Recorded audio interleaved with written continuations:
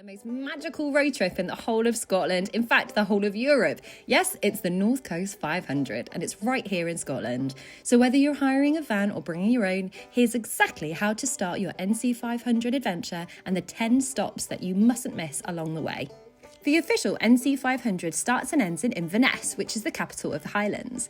If you're flying in, you can pick up a camper right at the airport at Inverness Campers, Highland Auto Campers or the North 500 Campers. They're all locally run and van life ready. If you fancy a scenic drive up, fly into Glasgow or Edinburgh and hire through Camper Days. I've used them a few times for road trips such as America and for Canada, and they're great. They also list trusted brands like Bunk Campers, Spaceship Rentals, and they're all fully equipped vans. If you're also flying into Glasgow, take the drive through Glencoe. Honestly, it's one of the most cinematic roads in the whole of the UK, and then loop to Inverness to officially start your NC500 trip. An hour north of Inverness is your first big stop. It's the stunning Dunrobin Castle. It's got fairytale turrets, manicured gardens, and the daily falconry displays are just pure magic. The car park fits campervans comfortably, and if you want to sleep nearby, I would also recommend Brora Beach, which is about 10 minutes north, and it's perfect as a seaside overnight stop. Next, head slightly inland to the Falls of Shin. This is a community-run site where the wild salmon leap upstream between May and September. The car parking is paid for and can be about £1 to £4 depending on how long you want to stay and use the facilities there, which are a cafe, woodland walks, and there's a small aire next door where you can even stop overnight with electric. It's the perfect early stop before heading north towards the coast again. Further north, you'll hit the famous John O'Groats, one of the most bucket list moments of your NC500 trip. Grab your photo at the famous signpost, wander the colourful huts and grab a coffee by the harbour. There's a great big car park here for vans, including toilets, and the nearby John O'Groats campsite is right on the shoreline and ideal for sunrise views. Just 20 minutes away lies Dunnet Head, the true northmost point in mainland Britain.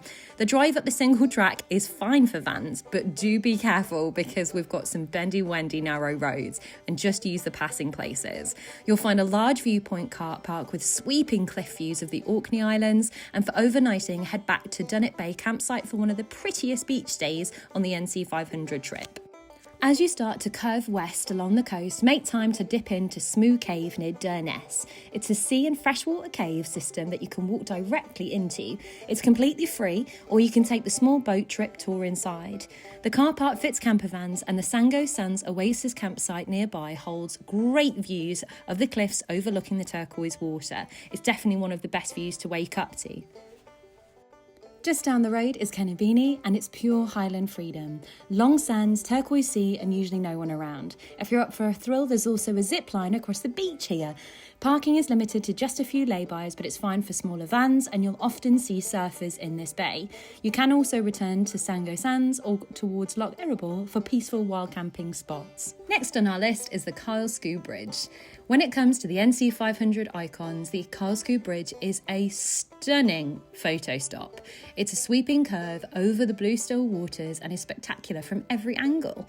Pull into the viewpoint just after you cross, and it's big enough for several vans, so treat yourself to lunch here, or you can head over to the Kylesku Hotel, which is really famous for its seafood and views straight over the loch. You can park in the car park here overnight. Next is another unofficial stop off, but one of my favourites. It's Wailing Widow's Waterfall. This hauntingly beautiful waterfall tumbles in from Loch Gamvick into a deep gorge. The cascades are actually named after a mother who leapt after her son here, and honestly, the setting feels like it's straight out of a myth.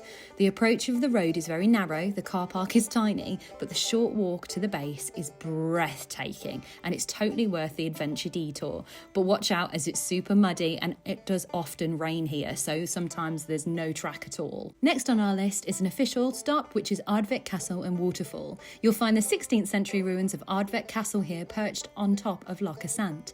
There's plenty of roadside parking, and there's a small waterfall nearby that makes it an easy double stop and a walk in between to stretch your legs. If you catch it around sunset, the reflection of the loch is unreal. It's a photographer's dream.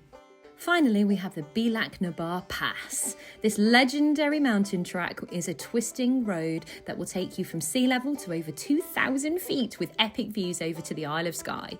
If you're in a small or a medium camper van, you'll be absolutely fine. Just take it slow and make sure to take over and allow other cars to come down the mountain. Larger motorhomes, my safest recommendation would be to use the coastal road via Shieldag. At the very top there is a viewpoint and a car park, and below there is Applecross Campsite and the Applecross Inn, which can be perfect for your last night's stay. Bilat Nabar actually means Pass of the Cattle, so this is an original drover's road, which is why it's so thin and winding and bending, but lends beautiful views up to the top of the mountains when you're finally there. Enjoy your grand finale on your NC500 adventure. And that's all my top 10 stops on the North Coast 500. Thank you for watching. If you're planning any of your own Highland adventures, save this video for your route, give it a thumbs up and subscribe for more van life or travel inspo. If you'd also like to download my NC500 guidebook, which comes chock full of even more campsite recommendations, van life tips and exciting places to see, then just download it using the link below. Thanks very much and hope to see you next time.